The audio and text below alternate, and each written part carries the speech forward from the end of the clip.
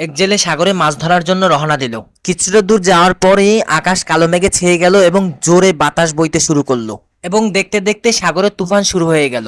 জেলে তার নৌকা বাঁচানোর জন্য অনেক চেষ্টা করলো, কিন্তু তুফান এতই জোরদার ছিল যে তার নৌকা উল্টে গেল এক পর্যায়ে এবং সে বেহুশ হয়ে গেল।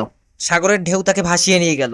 যখন তার হুঁশ এলো তখন তাকে সে এক নিঝুম দ্বীপে আবিষ্কার করলো, চারপাশে কোনোই মানুষজন নেই।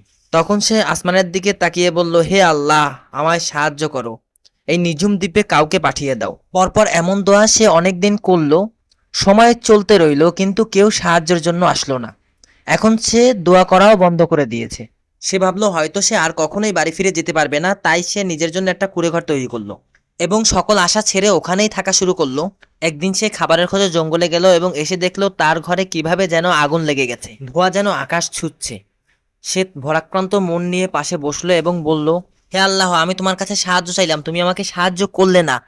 একটা ঘর বানাইলাম নিজের জন্য, তাও তুমি জ্বালাই দিলা। এবং ভাবতে থাকে এখন সে কি করবে। এমন সময় মানুষের আওয়াজ শুনতে পায়। তখনই সে সাগরের তীরের দিকে ছুটতে থাকে। যখন সে ওখানে গেল তখন সে অবাক হয়ে গেল। সে দেখলো কিছু ব্যবসায়ী বড় একটা নৌকা নিয়ে ওখানে দাঁড়িয়েছিল। সে গেল এবং জিজ্ঞেস করলো, তোমরা এখানে কিভাবে এসেছো?